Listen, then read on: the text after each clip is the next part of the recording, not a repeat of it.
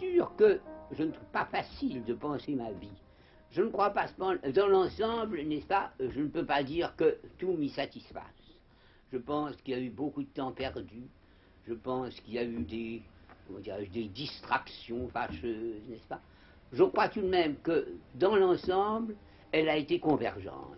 Je ne peux pas refuser ma vie. Je ne peux pas dire, si vous voulez, que ma vie n'est pas moi. Je ne peux pas... Non. Le rapport est tout de même très intime. Il y a entre moi et ma vie une relation, je crois, extrêmement proche. Maintenant, il est possible que, plus tard, n'est-ce pas, quand je ne serai plus là, certains y voient plus clair que moi-même. Je ne suis pas sûr. Je tâtonne un peu, là. Justement, l'homme est un voyageur, voilà le centre immobile de votre pensée et de votre mobilité. Est-ce que vous l'avez toujours reconnu également? Non, je ne crois pas du tout. Je pense que lorsque j'écrivais les notes qui, en principe, devaient préparer ma thèse vers 1912 et 1913, n'est-ce pas, j'étais très loin de prendre conscience de ce caractère dont vous parlez. C'est certainement plus tard, c'est probablement, d'ailleurs, à partir du moment où j'ai intitulé, n'est-ce pas, mon recueil d'essais en 1947, Homo Viator, que c'est devenu pour moi tout à fait clair. Cette conception du voyage est compatible avec une conception traditionnelle de la philosophie? C'est pas sûr du tout. C'est pas sûr du tout. N'est-ce pas? Vous comprenez, je pense qu'elle est tout à fait compatible avec le fait que je n'ai jamais voulu construire un système. Ou tout au moins que très vite, je me suis rendu compte qu'il ne pouvait pas en être question pour moi. Dans le journal Métaphysique, vous vous demandez si le bonheur ne serait pas une certaine façon d'être présent à soi-même. Quel est ce mode de présence? Je pense que ce que j'évoque quand je parle de présence à soi-même, ce sont les moments où on se sent comblé. Et là, n'est-ce pas, ceci va au fond avec les thèmes essentiels de ma pensée, c'est qu'en réalité, on ne peut jamais séparer vraiment le sujet de ce qui l'entoure, n'est-ce pas? Je crois que là, il y a une procédure qui est absolument fictive. Par conséquent, on est avec soi-même quand on est avec une certaine ambiance qui me paraît être avant tout une ambiance affectueuse, ou bien dans certains cas avec un paysage ou avec une œuvre d'art, en particulier pour moi bien souvent une œuvre musicale, mais ça peut être vrai aussi pour certaines œuvres picturales. Il peut y avoir des œuvres picturales qui me donnent ce sentiment. Eh bien là, n'est-ce pas, être présent à soi-même, ça veut dire en même temps que le monde m'est présent. Et question plus directe, êtes-vous et avez-vous été heureux? J'ai eu en tout cas des périodes heureuses, n'est-ce pas? Je ne sais pas si je peux dire que j'ai été heureux dans l'ensemble, c'est extrêmement difficile à dire. Je me demande d'ailleurs si personne peut dire qu'il a été heureux d'une façon constante. J'ai eu des périodes heureuses. Je pense à une période en particulier qui pour moi a été peut-être une période d'apogée, et c'est la période de 1937. C'est le moment où j'ai fait jouer le dard, je venais de terminer le chemin de crête, j'écrivais la soie. C'est le moment aussi du congrès de philosophie à Paris. À ce moment-là, les miens étaient au complet, ou presque. Il y avait eu déjà des pertes, mais enfin, ma femme était là, ma tante était là. Il y a eu une sorte de rémission dans l'angoisse que je n'avais cessé d'éprouver sur le plan de la politique extérieure. Ça a été là un moment heureux. Je ne sais pas si je pourrais dire que ma vie a été heureuse. Ça me semble même pas tout à fait compatible avec l'espèce d'inquiétude métaphysique qui m'a toujours consumé. Vous avez écrit « À mesure que j'avance en âge, le monde de mon enfance m'est de plus en plus proche. Quel fut ce monde et quelle est cette croissante proximité ?» Ce monde de mon enfance, c'est avant tout l'ensemble des personnalités qui m'ont entouré, qui ont veillé sur moi, qui ont contribué à me former. Mais c'est aussi un certain nombre de paysages qui ont eu aussi une sorte de valeur formatrice. Je pense par exemple au paysage suédois, je pense à ce que furent un peu plus tard les lacs italiens, et ainsi de suite.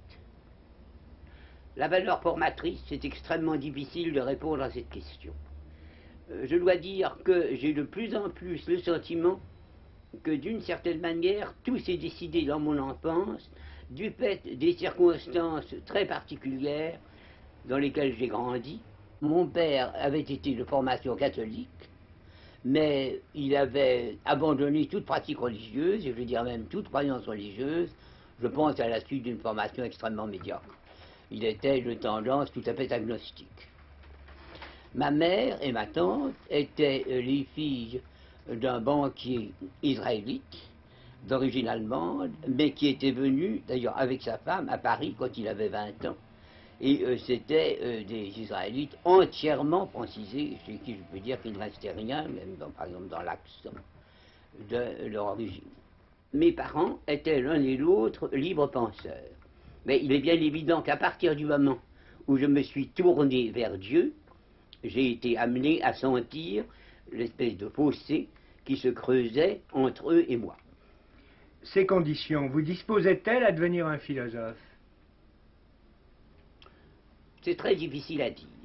Je pense que ce qui a contribué à faire de moi un philosophe, ça a été cette sorte de contradiction qui existait à l'intérieur même des conditions dans lesquelles j'ai grandi et auxquelles je faisais allusion.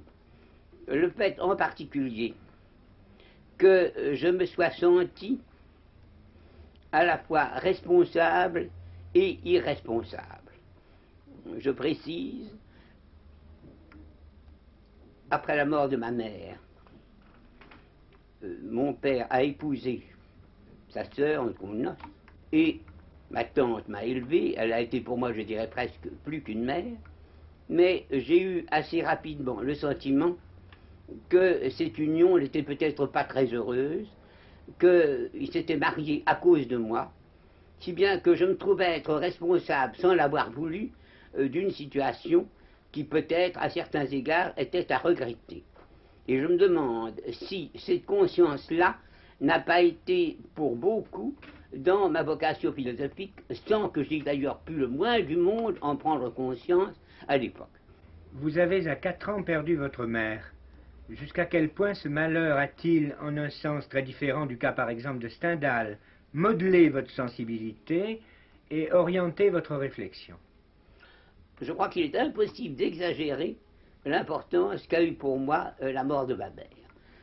C'est un fait que quelques années plus tard, dans une allée du parc Monceau que je revois, je demandais à ma tante ce qu'on pouvait savoir de ce que devenaient ceux que nous appelons les morts. Et sa réponse a été que nous ne pouvions malheureusement rien dire, et je me souviens très nettement d'avoir dit à ce moment-là, avec une prétention un peu puérile, et bien plus tard, moi je chercherai à comprendre. Au cours de vos promenades enfantines au parc Monceau, vous inventiez des dialogues avec des frères et des sœurs imaginaires. Ce désir de frères et de sœurs, cette recherche aiguë de communication à travers la question et la réponse, sont-ils à l'origine de votre vocation de dramaturge? J'en suis convaincu. J'ai toujours pensé que ces frères et sœurs imaginaires avaient été en réalité mes premiers personnages. Comment s'est décidée votre orientation vers les études philosophiques et plus particulièrement vers l'agrégation de philosophie?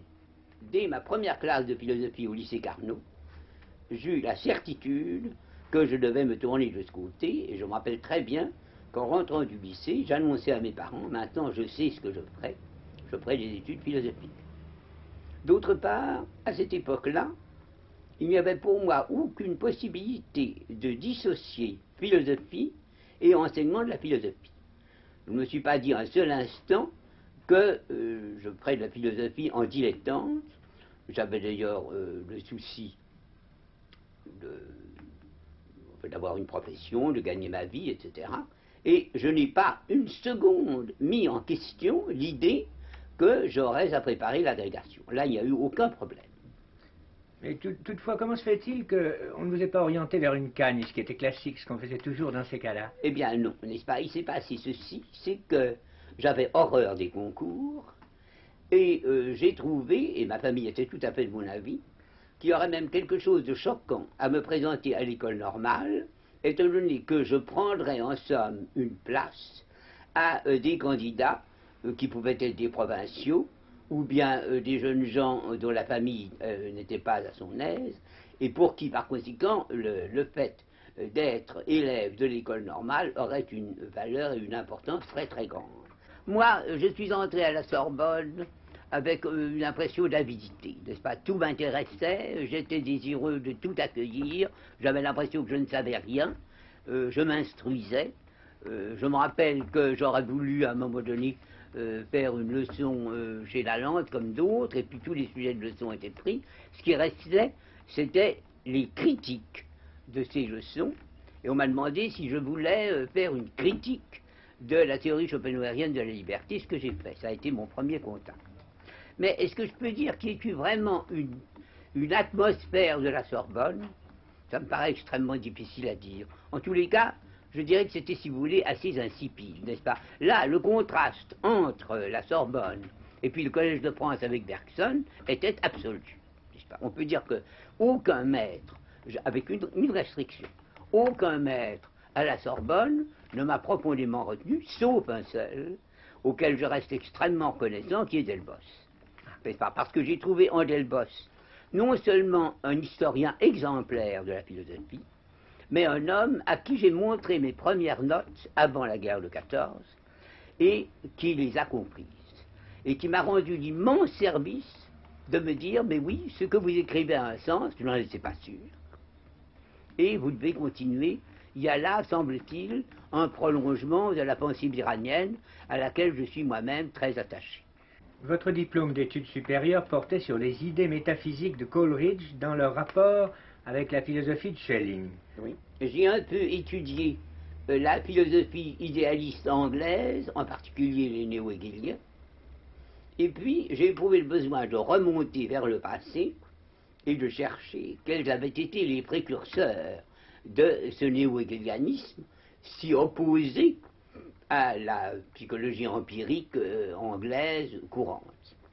Et c'est là que j'ai été amené à découvrir que Coleridge avait été vraiment l'initiateur. Et en même temps que on trouvait dans la biographie littéraria de très larges emprunts à Schelling. Si bien qu'au fond, dans mon esprit, à l'origine, ce travail sur Coleridge et Schelling devait être comme le premier chaînon, si vous voulez, le premier chapitre, d'un ouvrage très vaste qui serait consacré au rapport de la philosophie anglaise et de la philosophie allemande au XIXe siècle.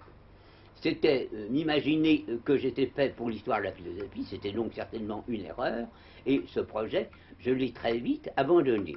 En tête de vos fragments philosophiques de 1909 à 1914, on les a publiés il y a quelques années, vous écrivez assez sévèrement « Si la guerre n'était venue renverser le monde dont j'étais encore prisonnier, pendant combien de temps aurais-je continué à piétiner ainsi ?» Que vouliez-vous dire? Je voulais dire, je pense, que je n'aurais pas réussi, malgré mes efforts, à me débarrasser de l'idéalisme. N'est-ce pas? Au fond, je me suis souvent comparé à quelqu'un qui se sent empêtré dans un vêtement qui ne lui convient pas, dans un par-dessus par exemple mal coupé, qui cherche à s'en défaire et qui s'y empêtre de plus en plus. Et c'est un peu la sensation que j'éprouve quand je relis, ou du moins quand j'essaye de relire, la première partie du journal métaphysique. Je crois que la guerre a eu, à ce point de vue-là, une importance immense pour moi, parce qu'elle m'a, en quelque sorte, acculé au réalisme, je dirais presque de toutes les manières. Au fond, n'est-ce pas, on pourrait peut-être exprimer ça d'une manière très sommaire, en disant qu'avec l'événement, ce qui s'est introduit dans ma pensée d'une manière définitive, c'est le tragique. Quelle a été votre expérience de la guerre 1914-1918? Ça a été une expérience très particulière. Mon état de santé ne me permettait pas de servir. Mais il m'était intolérable de penser que je ne pouvais rien faire pour, disons si vous voulez, le bien public. Il se trouva que Xavier Léon, le directeur de la revue de métaphysique et de morale, partant pour Aix-en-Provence à la fin du mois d'août, me demanda de le remplacer à la tête d'un petit service de Croix-Rouge qu'il avait créé à l'Union des femmes de France. Très vite, après nos défaites de la fin d'août 14, se posa le terrible problème des disparus. Nous reçûmes de plus en plus de demandes de familles sur des militaires dont on ne savait plus rien. Si bien qu'en fait, ce service devint un service de recherche des disparus. Ce qui est important à savoir, c'est que dans mon bureau de la rue Viette, dans une dépendance du lycée Carnot, je recevais les malheureux qui venaient s'informer et je m'appliquais beaucoup à ce qu'ils eussent l'impression qu'ils étaient en présence non pas d'une sorte de machine à renseigner, mais d'un être humain qui sympathisait avec eux, qui prenait part à leur chagrin, à leur inquiétude, et ceci a été, je crois, extrêmement important, parce que ça m'a amené à m'interroger sur ce que j'appellerais, si vous voulez, le questionnement, et sur les limites du questionnement. D'autre part, n'est-ce pas, sur un plan différent, je suivis les événements avec une très grande anxiété. Là, n'est-ce pas, il y a eu aussi une certaine évolution dans mon esprit. Comme beaucoup, je m'étais fait des illusions au début du mois d'août 14 sur ce que pourrait être l'issue de la guerre. Je pensais que nous pourrions vaincre rapidement et j'ai participé à la déception générale. Et puis peu à peu, j'ai été amené à me poser des questions sur les origines de la guerre. J'avais été très lié avec Michel Alexandre, qui fut, on le sait, le disciple préféré d'Alain, et j'appris vers la fin, enfin en 1917, après l'échec désastreux de l'offensive du 16 avril, que Michel Alexandre avait participé à la rédaction des tracts défaitistes qui furent pour une part à l'origine des mutineries. Et je dois dire que cette découverte me bouleversa, enfin elle me scandalisa. Je me demandais comment il pouvait être possible qu'un homme de la qualité morale de Michel Alexandre ait pu prendre sur lui des responsabilités terribles, comme celle-là, puisqu'au fond, il a pu être à l'origine d'un certain nombre de condamnations en cour martiale. C'est à partir de là que j'ai écrit cet acte d'injuste qui n'a pas été représenté en France, mais qui l'a été en Allemagne. Il y a un autre aspect de l'impact de cette expérience sur votre vie et votre œuvre, c'est la dimension métapsychique. J'étais lié avec un peintre et sa femme, André David et sa femme, qui étaient plus ou moins spirites. C'est-à-dire, elle l'était tout à fait, lui était beaucoup moins sûr. C'était un homme, d'ailleurs, d'un tempérament, je dirais, assez convulsif, qui avait des moments de doute et des moments de croyance. J'écoutais leur récit avec intérêt, et il vint un jour où ils me dirent, mais en réalité, vous devez être médium.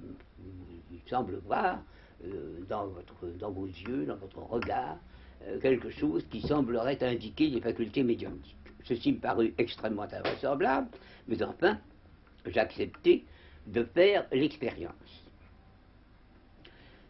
Cette expérience se fit par le moyen du Ouija, c'est-à-dire de la planchette. Une planchette très mobile qu'on pose sur une grande feuille sur laquelle sont inscrits les signes de l'alphabet. Et si véritablement on a ce pouvoir, il vient un moment où la planchette file toute seule et où la pointe va se porter sur une lettre, puis sur une autre, et ainsi de suite. Les débuts de cette expérience furent extrêmement pénibles, parce que j'avais tout le temps l'impression, quand la planchette se déplaçait, que je trichais et que, par conséquent, je ne pouvais attacher aucune espèce de valeur à ce qui pouvait se produire. Il faut d'ailleurs ajouter, ceci est tout de même un fait très précis, qu'à un moment, où j'en étais venu à mettre presque en doute ce que j'avais pu croire auparavant. J'ai eu une manifestation vraiment extraordinaire et qu'il est impossible de ne pas redire. C'était au début de l'été 1917. À ce moment-là, l'entité qui se révélait à moi par l'intermédiaire de la planchette était éminemment problématique. Je n'ai jamais pu vérifier son identité. Il semblait même que ce qu'elle disait d'elle-même était faux. Mais elle nous a affirmé qu'elle connaissait l'avenir. À ce moment-là, j'ai posé deux questions, celles qui ne pouvaient pas ne pas nous hanter pendant l'été 1917, le chemin des dames, les événements russes. Sur ces deux points qui nous intéressaient vitalement, je n'ai rien obtenu que de tout à fait banal, c'était inexistant. Mais, ce qui a été stupéfiant, ça a été la réaction absolument spontanée au sujet de l'Italie. Il nous a été dit, avec une précision extraordinaire, les Italiens reprendront l'offensive, mais ce sera encore une fois en pure perte. Mais alors, ce sont les Autrichiens qui contre-attaqueront. L'Isonzo sera franchi, ce sera un désastre. Il y aura 100 000 prisonniers, et je me rappelle, c'est ça qui avait tellement frappé personne, le tumulte qu'il y avait dans cette planchette à ce moment-là. Udine sera pris. Alors, extrêmement angoissé, j'ai questionné, j'ai dit, mais Udine, est-ce que ça veut dire que Venise sera menacée? Non, ils sont arrêtés devant Trévise. Par conséquent, je peux dire que la bataille de l'Isonzo m'a été prédite d'une façon absolument formelle 3 mois avant l'événement. Ça, c'est une chose qui reste et que je pourrais jurer devant n'importe qui. Si c'est un fait que dans certaines conditions, car je crois qu'il faut être extrêmement prudent, l'avenir peut être vu, nous devons évidemment en tirer des conclusions sur la temporalité, sur l'intemporalité, n'est-ce pas? Et si ces conclusions nous dérangent, je dirais tant pis, n'est-ce pas? Voyez-vous, là, n'est-ce pas, je me sens extraordinairement en opposition avec Alain, qui a écrit un jour cette phrase qui m'avait scandalisé, même si ces faits étaient réels, je n'irais pas les voir. Ce qui revenait à dire parce qu'ils dérangeraient un certain ordre auquel je demeure attaché et que je ne veux pas voir mis en question. Ceci me paraît tout à fait monstrueux, n'est-ce pas? Et je crois que c'est assez important parce que ça montre, n'est-ce pas, à quel point, pour moi, la recherche philosophique a toujours été et reste aujourd'hui une recherche ouverte. Et une recherche pour laquelle l'expérience demeure absolument essentielle. Seulement, il m'a toujours semblé que l'expérience n'allait pas de soi. Là, nous avions d'une certaine manière à prendre la suite de Kant, même si c'était très loin de ce qu'a pu être son formalisme, et qu'il fallait ne pas considérer que l'expérience était en quelque sorte quelque chose qui allait de soi. En d'autres termes, j'ai de plus en plus été sensible à ce que j'appellerais le mystère de l'expérience. Et c'est évident que ce mystère de l'expérience, un homme comme Locke par exemple, ou même ses successeurs, y étaient complètement fermés. Ceci ne serait peut-être pas vrai tout à fait de Hume, qui était à mon avis un esprit d'une qualité très supérieure, n'est-ce pas? Est-ce que sur ce point de l'expérience métapsychique, qui est un tel scandale pour les philosophes, votre pensée ne rejoint pas celle de Bergson, par exemple?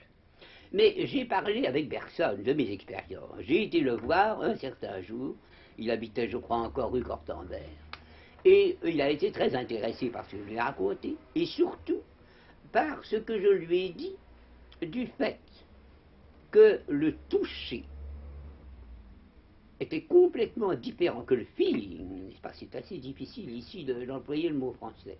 Le feeling était complètement différent suivant que telle ou telle entité se manifestait. Quand c'était un vieillard, on avait une impression extraordinairement pénible, comme raboteuse.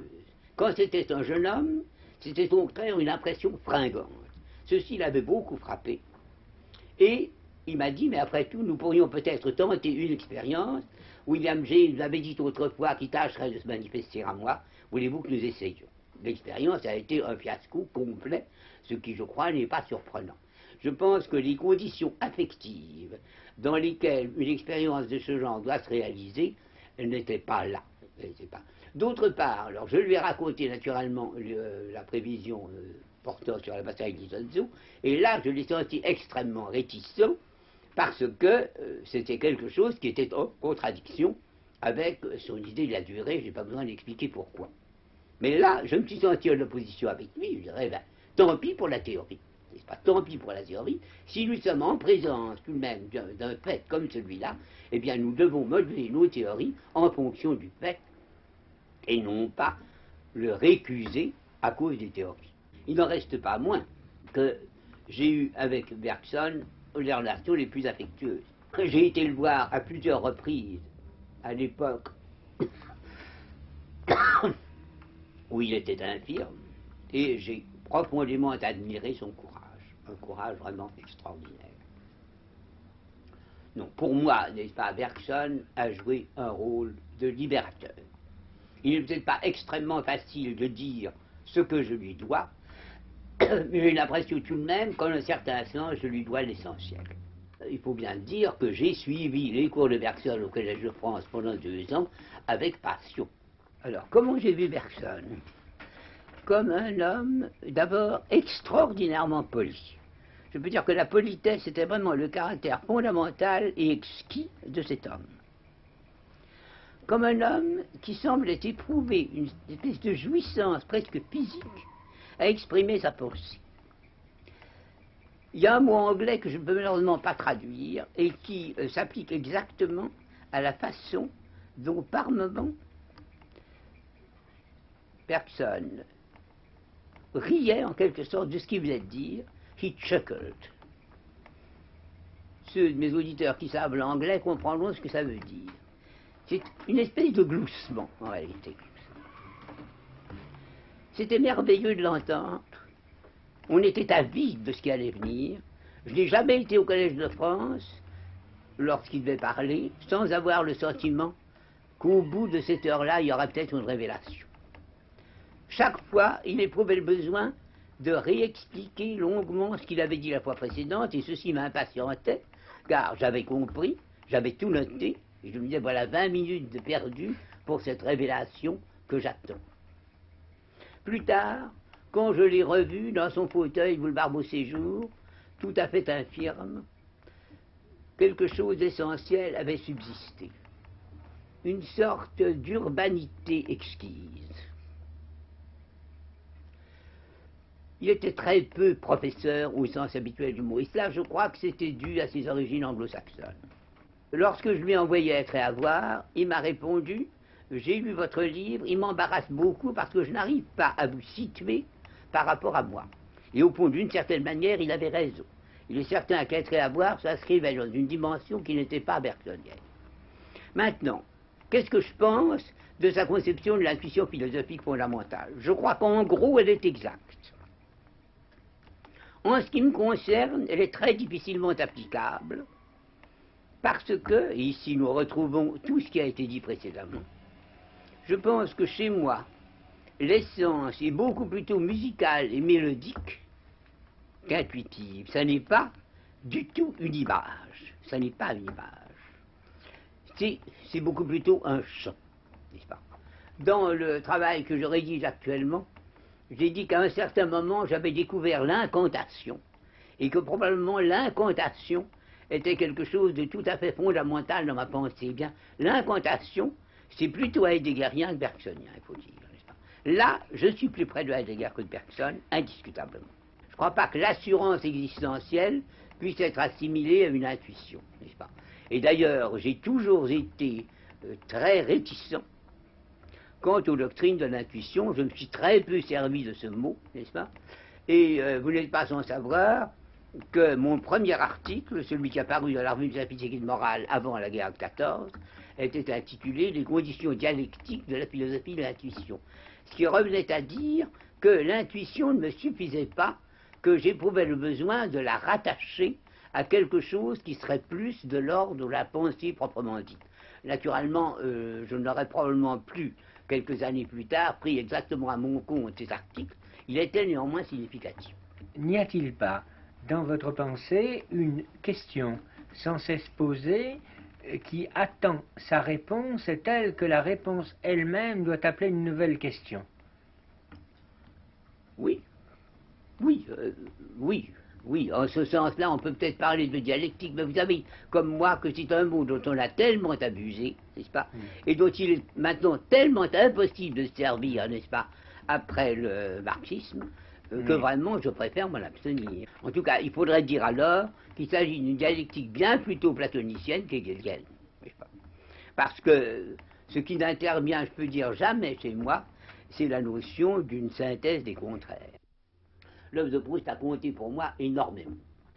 J'ai lu du côté de chez Swann tout de suite un de mes cousins, un Israélite assez snob, je dois dire, mais qui était très lié avec des amis de Proust, peut-être comme Salignac, Fénelon et d'autres, m'avait indiqué l'apparition de ce livre, et je me rappelle l'avoir lu, je crois en février 14, avec une admiration partielle, par moments aussi je me sentais déconcerté, et puis il y a eu les fragments qui ont paru, je crois, de L'ombre des jeunes filles en fleurs, qui ont paru dans les derniers numéros de la Nouvelle Revue Française avant la guerre, et qui m'ont absolument conquis. C'est une œuvre qui me paraît absolument essentielle, et je dirais par certains côtés, là il faudrait faire de grandes discriminations, par certains côtés fraternels.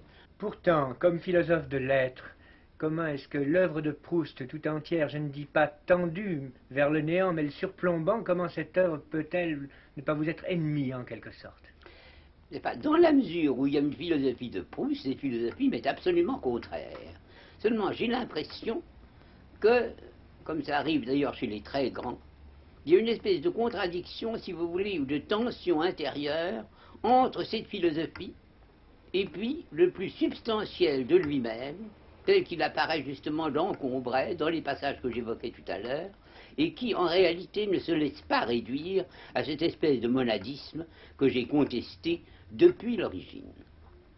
Sans doute ne diriez-vous pas la même chose de Gide, par exemple? Non, mon rapport avec Gide a été différent, n'est-ce pas? Gide est quelqu'un qui a commencé par me déplaire. Enfin, je me rappelle, la première fois que je l'ai entendu, dans une conférence au Vieux-Colombier, j'ai eu une impression épouvantable. Je crois d'ailleurs que je venais d'apprendre ce qu'était Gide au point de vue des mœurs, n'est-ce pas? Ça a dû contribuer. Et là, j'ai eu une sorte de répulsion.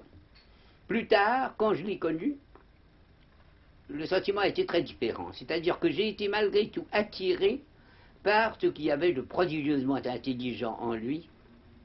Et puis, d'une certaine manière, là il faut encore être très sincère, un peu flatté par l'attention qu'il paraissait me porter. Sur quoi était-elle fondée, à votre avis, cette attention? Ah ben, d'abord, il s'est intéressé à ma conversion, pour la déplorer d'ailleurs, mais en dehors de ça, il a aimé mon théâtre. Il m'a dit, j'entends cette phrase avec cette étrange voix de Proust qui était la tienne, Marcel, votre théâtre me requiert étrangement. Mais je m'appelle alors avoir été stupéfait lorsqu'il m'avait dit à propos d'un homme de Dieu qu'il aimait, mais pourquoi avez-vous fait du personnage principal un pasteur? Ce qui était une question vraiment incroyable, parce que la pièce ne tiendrait pas une seconde si Claude Lemoine n'était pas pasteur. Et puis je me rappelle avoir été le voir, alors tout à fait à la fin de sa vie, rue Vaneau. Il était très triste, il m'avait fait de la peine, et il avait été ulcéré par la façon dont Claudel l'avait rejeté, et je trouvais qu'il n'avait pas tort. Je trouvais que Claudel n'avait pas agi chrétiennement vis-à-vis de lui. Tout en m'éloignant beaucoup de ce que j'appelle une Weltanschauung freudienne, je suis tout de même très reconnaissant à Freud. Moi, je me rappellerai toujours le sentiment de libération avec lequel j'ai lu, peu après la Première Guerre, l'introduction à la psychanalyse. Ça a été pour moi comme une sorte de trait de lumière. C'est une chose que je n'ai pas oubliée. Avez-vous quelquefois pensé à la parenté de vos analyses philosophiques avec la réelle communication des personnes telle qu'on la trouve dans les romans de Dostoïevski? Sûrement. Sûrement. Il est probable que dans la littérature, Dostoïevski est à cet égard celui qui m'a le plus impressionné. pour lui la plus profonde admiration, et en particulier sur ce plan-là. Je pense qu'on trouve dans les romans de Dostoïevski les meilleures illustrations de ce que j'ai entendu par intersubjectivité, et aussi d'un certain rapport avec des éclairements supranormaux, et en particulier télépathiques. Et ceci est tout à fait sensible dans les frères Karamazov et dans l'Idiot. J'ai pour Dostoïevski une admiration sans mesure. Au 2 décembre 1920, dans votre journal métaphysique, vous écrivez que le monde existe pour moi au sens fort du mot exister, dans la mesure où je suis incarné, pour autant que j'entretiens avec lui des relations du type de celles que j'entretiens avec mon propre corps. Oui. Est-ce là l'état actuel de votre pensée? Sûrement. C'est un point sur lequel je crois n'avoir absolument pas évolué. N'est-ce pas? Ça a été pour moi une sorte de découverte, oui, vers la fin de 1920, n'est-ce pas? Le fait que c'était justement par ce caractère propre et non objectivable de mon corps que je prenais véritablement contact avec le monde, et que le monde devenait aussi pour moi, alors reprenons notre terminologie de tout à l'heure, présent. Et je crois d'ailleurs, n'est-ce pas, que ce qu'il y a eu à l'origine de cette méditation sur mon corps, ça a été, pour une bonne part, l'expérience métapsychique dont j'ai parlé précédemment. Cette expérience de mon corps en tant qu'il est mien, comment, puisqu'elle est singulière, peut-elle être communicable et matière de philosophie?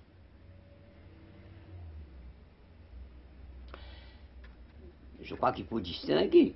Il peut y avoir dans cette expérience une certaine qualité au sens bergsonien qui n'est pas transmissible. Mais il y a tout de même une donnée qui est une donnée universelle et qui est précisément le fait d'être avec son corps dans une relation telle que ce corps apparaît comme étant sien. Il me semble qu'à partir de là, une réflexion philosophique est non seulement possible, mais absolument nécessaire. Cette universalité-là serait-elle à l'origine de votre adhésion au catholicisme, dans la mesure où le catholicisme est certainement la religion qui met l'accent le plus fort sur cette incarnation? Je ne crois pas qu'elle soit à l'origine de ma venue au catholicisme, mais je pense que certainement j'ai trouvé dans le catholicisme des confirmations que je n'aurais pas rencontrées dans une confession différente, ou tout au moins dans la confession protestante. Ça, je crois que c'est vrai. Je crois que c'est vrai, et en particulier, n'est-ce pas, j'ai toujours attaché une très grande importance, nous aurons probablement l'occasion d'en reparler, au dogme de la résurrection des corps, qui va évidemment dans le sens d'une sorte de primat attribué au corps. N'est-ce pas, il est tout à fait exact que pour moi, le coessé est en effet de la première importance, j'en même pas dire essentielle, parce que si nous introduisons la notion d'essence, nous n'y comprenons absolument plus rien. N'est-ce pas? Il est sûr que dès la période du journal métaphysique, je me suis beaucoup interrogé sur la valeur du mot avec. Être avec. Et cet être avec peut assurément se prendre dans des sens assez différents. Là, je me réfère, si vous voulez, au langage heideggerien.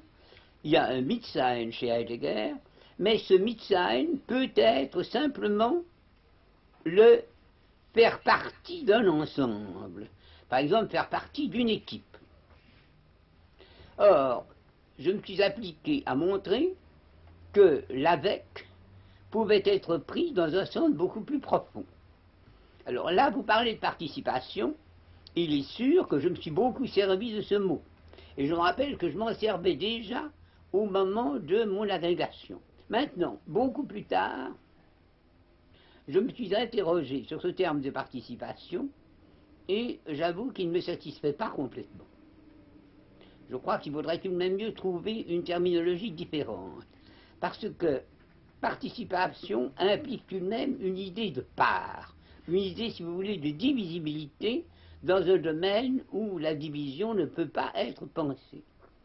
Alors que dans le coessé, rien de ce genre n'est impliqué. C'est vraiment un coêtre, c'est être avec, Ça peut bien vouloir dire en effet être ensemble, mais au sens qu'on donne au mot intimité. Avoir une intimité avec quelqu'un. Il est bien évident que nous pouvons par exemple voyager avec un camarade sans qu'il y ait entre nous aucune intimité.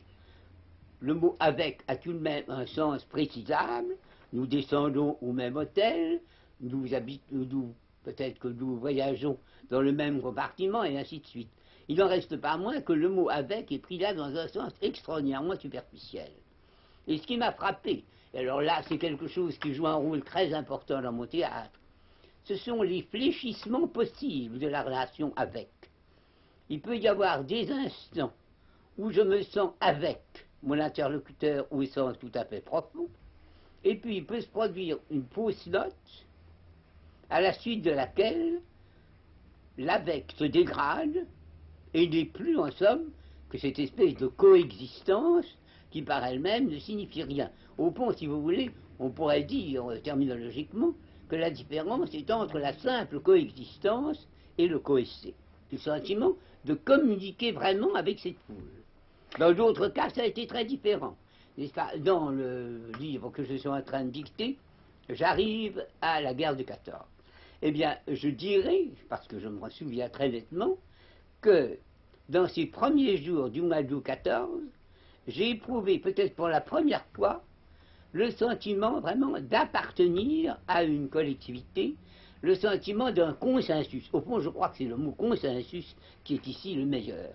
Il y avait là vraiment un consensus, et je dois dire que moi, qui m'étais senti souvent si seul, si isolé, eh bien, j'éprouvais une sorte de dilatation, n'est-ce pas, du fait de ce consensus. Je me disais, je sens exactement comme ces gens, je forme les mêmes vœux qu'eux, j'ai la même émotion en voyant les soldats partir, etc. Et ça, c'était pour moi une sorte de libération. Mais je dois dire que ça ne m'est pas arrivé très souvent.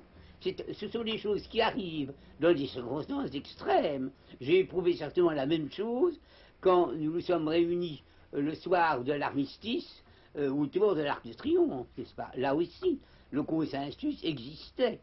Mais est-ce que le consensus est possible tout à fait en dehors de circonstances extrêmes? C'est ce dont je ne suis pas sûr.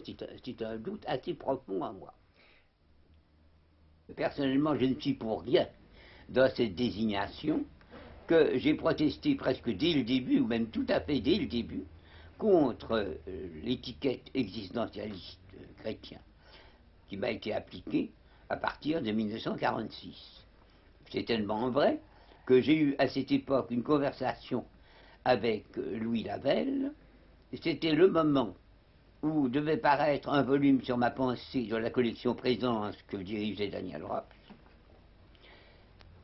Il m'avait été dit, par Daniel Rops, je crois, que l'éditeur serait bien aise de mettre ce terme existentialiste chrétien sur la couverture du livre, et j'avoue avoir froncé les sourcils. Et j'ai demandé à Lavelle, en qui j'avais confiance, et qui connaissait bien ma pensée, estimez-vous que j'ai le droit d'accepter? À quoi il m'a répondu, je comprends très bien votre gêne, d'une certaine manière je l'approuve, il me semble néanmoins que c'est une concession que vous pouvez faire à l'éditeur. C'est donc ainsi que les choses se sont passées, n'est-ce pas? C'est vraiment à contre-cœur que j'ai toléré pendant quelque temps, pendant très peu de temps d'ailleurs, ces termes d'existentialisme chrétien. Ce que vous refugiez dans cet existentialisme chrétien, c'est peut-être le terme d'existentialisme comme un irrationalisme. Je crois que c'était surtout l'isme, n'est-ce pas? Je crois que c'était l'isme.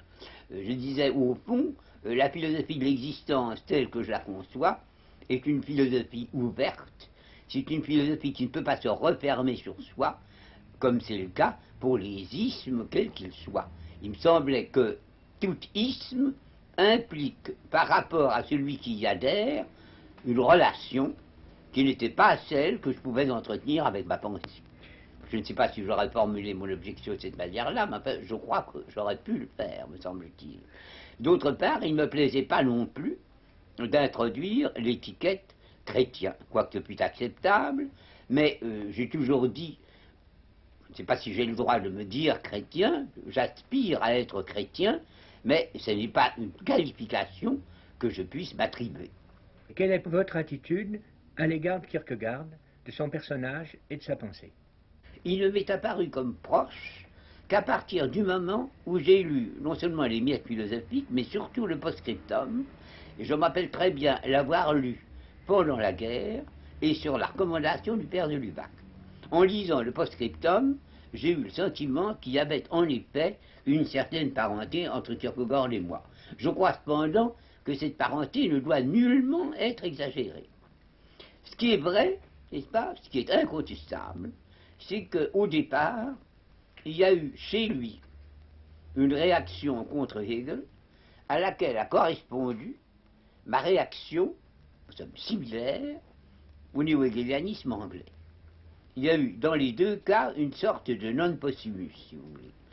Je ne sais pas si la parenté va beaucoup plus loin. J'ai cependant été frappé quelquefois, c'est une remarque que je tiens à faire, par le grand intérêt que Kierkegaard témoigne pour le théâtre dans son journal, et j'ai été frappé aussi par son recours au pseudonyme. Et je me suis demandé si à cet égard il n'avait pas chez lui, d'une certaine manière, l'amorce de cette singularité qui a été la mienne du penseur dramaturge.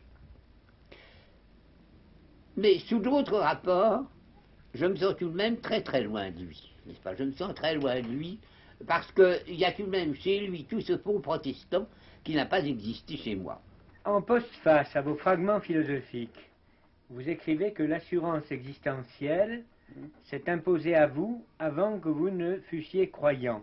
Or, dites-vous, c'est à travers la musique, et singulièrement à travers les cantates et les passions de Bach, qu'elle s'est communiquée à votre cœur et à votre esprit. Oui. Une telle communication est évidemment indicible.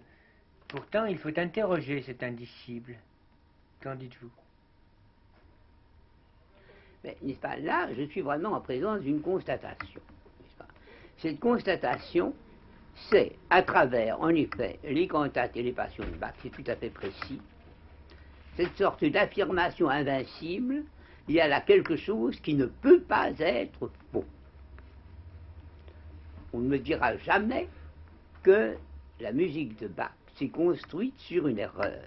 Il y a là une plénitude, n'est-ce pas? Quant à la liaison entre la musique et la philosophie et l'ontologie, à la fin du mystère de l'être, vous comparez ceux qui deviennent perméables à ce mystère de l'être et qui n'étaient au départ que des solistes inexercés, aux auditeurs d'un orchestre où les morts sont peut-être plus près de celui qui est Dieu, qui ne conduit pas la symphonie, mais qui est la symphonie elle-même. Alors cette image musicale est difficile, car il est difficile à la fois de conduire et d'être. Éclaire-t-elle votre philosophie et ne pose-t-elle pas des problèmes? Je pense que c'est tout de même une des images qui éclaire le plus centralement ma pensée essentielle, n'est-ce pas? Et ça rejoint d'ailleurs, n'est-ce pas, cette idée, qui est la mienne depuis bien longtemps, que dans la pensée chrétienne, rien n'est plus essentiel que le corps mystique. Au fond, n'est-ce pas, cette symphonie, d'une certaine manière, c'est le corps mystique. Dieu n'est pas un chef d'orchestre, et il n'est pas non plus la symphonie. C'est-à-dire que je pense, n'est-ce pas, vous savez, je pense qu'il est toujours extrêmement difficile de parler de Dieu. Nous allons avoir l'occasion de le redire, et on ne saurait trop y insister. Mais je pense que là, n'est-ce pas, nous arrivons à un plan que nous ne pouvons que soupçonner à peine, et où la distinction que nous établissons dans notre expérience entre la symphonie et celui qui la conduit, donc elle doit être d'une certaine manière transcendée dans les conditions qui sont d'ailleurs pour nous très difficilement, je ne crois même pas qu'elles soient pensables. Elles sont à peine soupçonnables. Vous allez là, n'est-ce pas, trouver que je reste dans des formules extrêmement prudentes et extrêmement négatives. Je dirais que chaque fois que nous cherchons à cerner, pour ainsi dire, la pensée que nous avons de Dieu en disant ce qu'il est, n'est-ce pas, nous risquons de nous tromper gravement. Vous comprenez? Il est évident que j'accorde de plus en plus à la théologie négative. Et ça, je pense que c'est évidemment une des marques de ma pensée.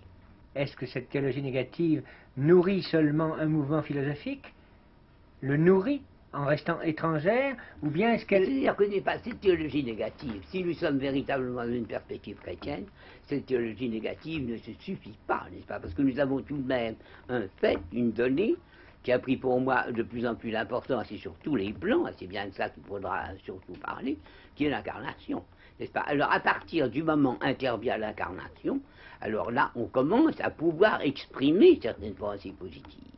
N'est-ce pas? C'est beaucoup plus tôt, c'est à l'arrière-plan, si je puis dire, de l'incarnation, qu'intervient la théologie négative.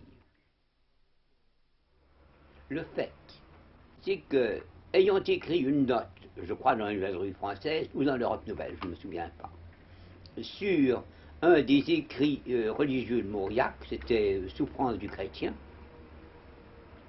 je reçus une lettre de lui dans laquelle il me remerciait et me disait, mais au fond, il me semble que vous êtes des nôtres, pourquoi ne venez-vous pas à nous? Cette lettre me causa une très profonde impression. J'eus le sentiment que la question me venait de très haut, de très loin, par-delà la personnalité même de Mauriac. Et je me dis qu'après tout, depuis bien des années, j'avais pensé dans le sens de la religion, pour la religion, que d'ailleurs j'avais toujours affirmé ma foi dans la foi des autres, que c'était là une position ambiguë, peut-être à la longue même malhonnête, et il me sembla que je devais prendre position et par conséquent adhérer. Par mon mariage, j'étais entré dans une famille protestante pour laquelle j'avais non seulement beaucoup d'affection, mais beaucoup de respect. J'avais un beau-frère pasteur avec lequel j'entretenais des relations très intimes, très profondes. Donc, d'un certain côté, il semblait que je fusse appelé à devenir protestant. Pourtant, dans ce moment très court mais décisif, il m'a paru, peut-être à tort, je le dis aujourd'hui, que si je voulais être chrétien, eh bien c'était dans le catholicisme que je trouverais une expression absolue de la vérité chrétienne. Il me semblait à ce moment-là, et cela n'était pas faux, que le protestantisme était quelque chose de fluent, d'incertain, qui avait après tout bien un peu de rapport entre un protestantisme libéral que j'avais frôlé, qui avait été même d'une certaine manière celui de ma tante, et qui était un protestantisme presque agnostique, et puis le protestantisme d'un Karl Barth. Je ne disais par conséquent, décider d'être protestant, c'est encore s'obliger soi-même à choisir, et à choisir comment et pourquoi. Au lieu que du côté du catholicisme, tout me semblait relativement clair et distinct. Et là, ce qui avait certainement été décisif, c'est l'influence de mon ami Charles Dubos. Charles Dubos était revenu à la foi catholique pendant les années qui précédèrent ma conversion. J'avais été son confident, il m'avait tenu au courant de ses démarches. Et je pense que si je n'avais pas eu près de moi la présence encourageante de Charles Dubos, je ne serais peut-être pas devenu catholique, parce que jusque-là, au fond, le catholicisme m'avait très peu attiré. En réalité, je m'en étais beaucoup méfié. Il est vrai que le mariage, que mon union avec ma femme, Jacqueline Beuguner, a occupé une place absolument centrale dans ma vie, et je dirais même que cette place demeure. Je dirais aussi que c'est en effet sous le signe de la musique que nous nous sommes mariés. Elle était une des meilleures élèves de Dindy. Après des études de piano, elle s'était consacrée à l'orgue, et elle était en même temps professeure d'harmonie.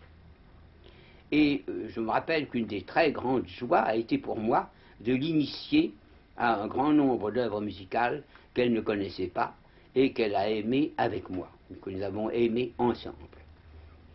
Plus tard, elle devait d'ailleurs jouer un rôle encore plus précis pour moi dans le domaine musical, puisque c'est grâce à elle que j'ai pu fixer d'abord des improvisations et ensuite les mélodies que j'ai composées sur un grand nombre de poèmes. Il en sera, je pense, question plus tard. L'improvisation au piano fut toujours pour vous une habitude vitale. Improvisez-vous toujours et accepteriez-vous maintenant, ici, d'improviser pour vos auditeurs de l'avenir? Depuis bien longtemps, je n'improvise plus, mes doigts se sont rouillés, et mes doigts se sont rouillés parce que je n'ai plus malheureusement la possibilité de lire de la musique. Mes yeux sont devenus trop mauvais, et si bien que de ce côté-là, je ne sais pas très bien de quoi je suis capable. Mais enfin, je veux bien, si vous le voulez, essayer d'improviser quelques instants. Au fond, l'expérience, elle est un peu hasardeuse, et je ne garantis rien quant au résultat. J'ajoute que mes doigts ne sont pas fameux, ils sont raidis, et j'ai peur que ce ne soit bien défectueux. Mais enfin, j'y mettrai toute la bonne volonté possible.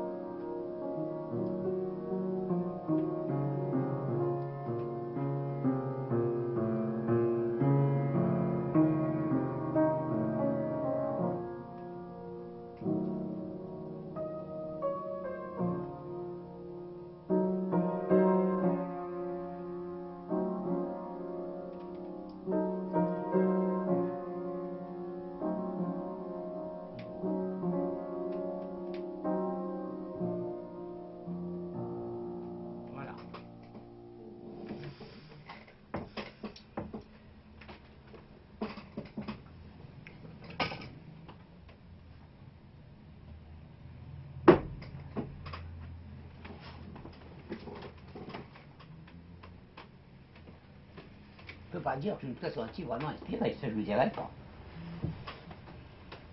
Tu n'aurais pas lu. C'est les auditeurs qui vous le diront. Comment? Ah ben moi je suis sûr. Non, ça m'est arrivé quelquefois dans les instants de grâce, n'est-ce pas, Martin?